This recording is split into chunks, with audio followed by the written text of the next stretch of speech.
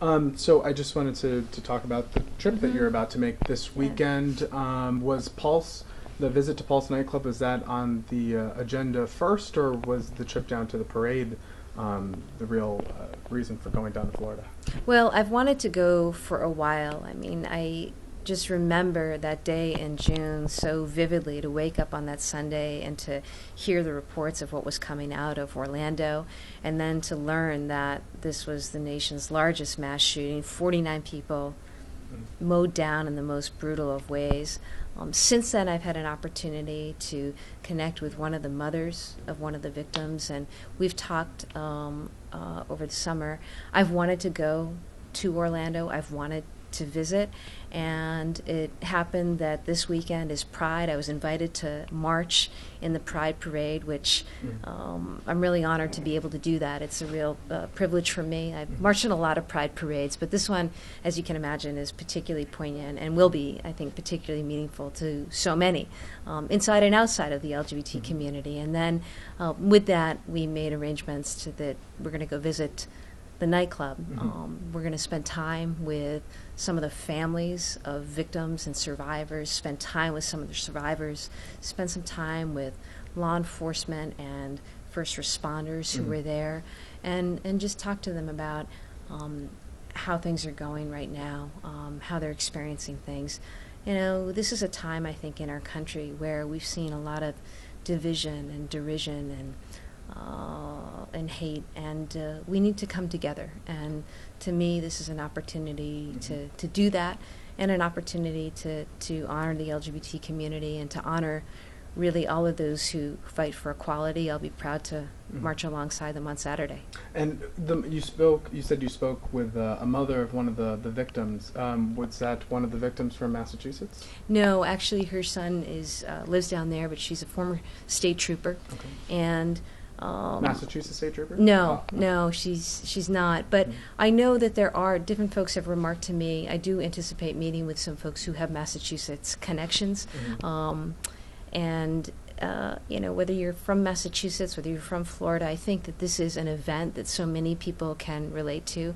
If you're LGBT, or if you have an LGBT loved one in your family or friend, I think so many were struck in a really deep way back in June when this happened. And it's why we need to have in place better approaches to deal with gun violence in this country. It was something, an event that spurred me to look at what was happening in our own state. Mateen purchased an assault weapon and was able to use that assault weapon to perpetrate that terrible, terrible killing back in June. And since then, we've seen assault weapons used, whether they were used to target police officers in Dallas or civilians elsewhere. This is a problem. And one thing I asked after Orlando is, what's happening here in Massachusetts with the sale of assault weapons?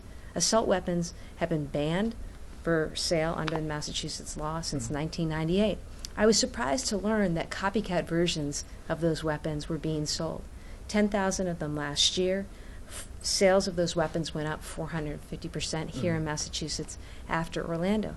As Attorney General, my job is to enforce the law, and that's the action we took. We sent out an enforcement notice making clear to gun dealers that sales of assault weapons were banned here in the state, and the good news is that today, as we sit here, since that enforcement notice went out, sales of assault weapons in the state of Massachusetts have virtually stopped. That's a good thing. This is about public health. This is about public safety.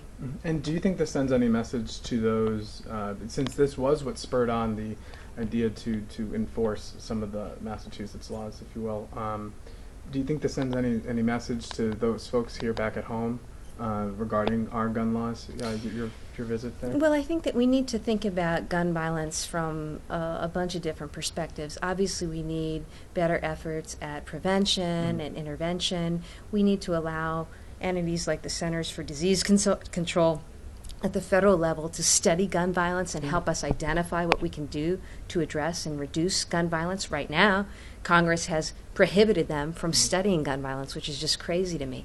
We need to get in line, and I think leadership needs to get in line with the vast majority of Americans who support, across this country, common sense reforms. I know that from just talking to so many gun owners. things like universal background checks, efforts to keep guns out of the hands of people who are a danger to themselves or others, no fly, no buy, making sure our local, state, and federal databases talk to one another and that we share information in real time. These are the kind of common sense reforms that I'm for, that the majority of Americans are for. The gun lobby is loud, has a loud voice, but what's important here is to remember the voice and to amplify the voice of victims, survivors, and so many Americans who want common sense reforms. The assault weapons enforcement action here that I'm taking just sends a message that the Attorney General is going to enforce existing law, which we'll continue to do, but we need to do much more than that across this country. Given that action that you took, are you confident that that the Massachusetts laws are strong enough for you? I think in government we can always look to do better, but one thing that the gun lobby always says is we don't need more laws, we don't need more regulations, just enforce the laws that are on the books. Well, that's what I'm doing here, and that's what I'm going to continue to focus on. Are you doing any kind of review? We continue to review the sales data and the transactions that are out there to make sure that people are complying with the law. And the good news is that since we've issued that notice, gun dealers and gun manufacturers have really come into compliance. That's a good thing. That's what we want to see.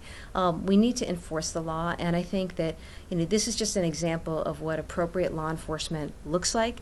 Guns will still be sold here in the state. Nobody, and certainly not this office, is interfering with anyone's Second Amendment right. This isn't about the Second Amendment. This is about a line that the legislature drew years ago, which basically said we're not going to allow the sale of military-style weapons, weapons that were designed to kill as many people as possible, as quickly as possible. We're not going to allow them to be sold to civilians. Okay for law enforcement, okay for the military, but not for civilians. And so I take that seriously. It's a law in our books. We're going to enforce it as we continue to think about ways we can better come together around approaches to ending gun violence in our country, which, every day, it's sad, we lose 90 Americans to gun violence. Another 200 are injured.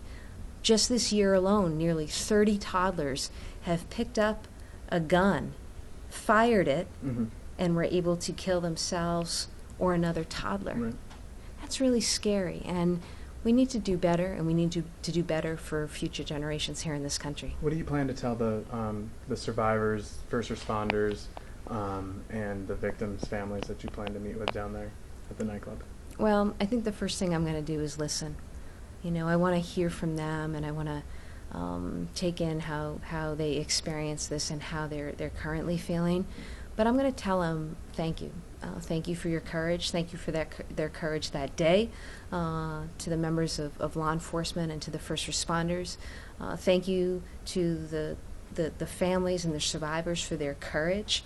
And I want them to know that they've got the commitment of at least one Attorney General out there, and I know there are others across this country, but that I'm committed to supporting civil rights, I'm committed to equality, and I'm committed to peace. And I think it's important that we show solidarity with people, no matter what region of the country they're from, that we find some commonality, and we look to find ways right now, despite our differences, even political differences, that we focus on what's real, that we focus on what's important, and that we focus on the humanity of all of this.